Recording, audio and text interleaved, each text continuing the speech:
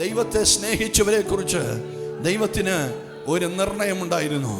ദൈവം വിളിച്ചവരെ കുറിച്ച് ദൈവത്തിന് ഒരു നിർണയമുണ്ടായിരുന്നു. ഒരു അതിമഹത്തായ ഒരു പർപ്പസ് ഉണ്ടായിരുന്നു. ഒരു ഗ്രേറ്റ് എക്സ്പെക്ടേഷൻ അവൻ്റെ ഹൃദയത്തിനുണ്ടായിരുന്നു. അതുകൊണ്ട് ദൈവത്തിൻ്റെ നിർണയത്തെ, ദൈവം നിർണയിച്ചതിനെ തടുക്കുവാൻ ആർക്ക് കഴിയും? സ്തോത്രം.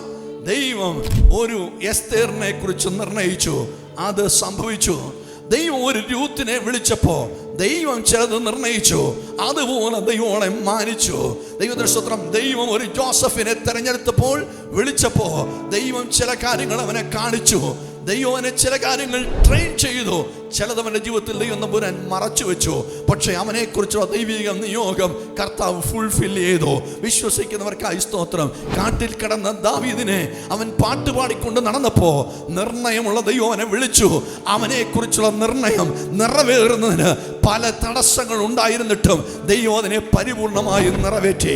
നോക്കണേ, പുതിയ നിയമത്തിലേക്ക് വരുമ്പോ ഒന്നുമില്ലാതെ ശൂന്യമായ പടകുമായി, വാടിയ മുഖമായി, വിഷാദമുള്ള മനസ്സുമായിരുന്ന പത്രോസിനെ തമ്പുരാൻ വിളിച്ചു.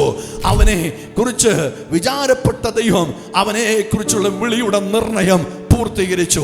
അങ്ങനെയാണെങ്കിൽ ഇന്ന് പകലിൽ ഈ സന്ദേശം കേട്ടുകൊണ്ടിരിക്കുന്ന നിങ്ങളോട് പരിശുദ്ധാത്മാവ് ഞാൻ വിളിച്ചു പറയട്ടെ, വ്യത്യസ്തമായ സാഹചര്യങ്ങളിൽ തകർന്നടിഞ്ഞ് നിന്നെ പാരമ്പര്യത്തിൽ നിന്നും പൈശാചിക ബന്ധനങ്ങളിൽ നിന്നും ദൈവം നിന്നെ പാപത്തിൽ നിന്നും വിളിച്ച് വേർതിരിച്ച് ദൈവത്തിന്റെ മകളാക്കി മകനാക്കി മാറ്റിയെങ്കിൽ, നിർണയപ്രകാരം നിന്നെ വിളിച്ചെങ്കിൽ, നീ സ്നേഹിച്ചത് ആത്മാർത്ഥതയോണെങ്കിൽ, മഹത്വത്തിന്റെ പ്രത്യാശയായി ക്രിസ്തു നിന്നെ വിളിച്ചിട്ടുണ്ടെങ്കിൽ അവന് നിന്റെ മേലൊരു നിർണയമുണ്ട്.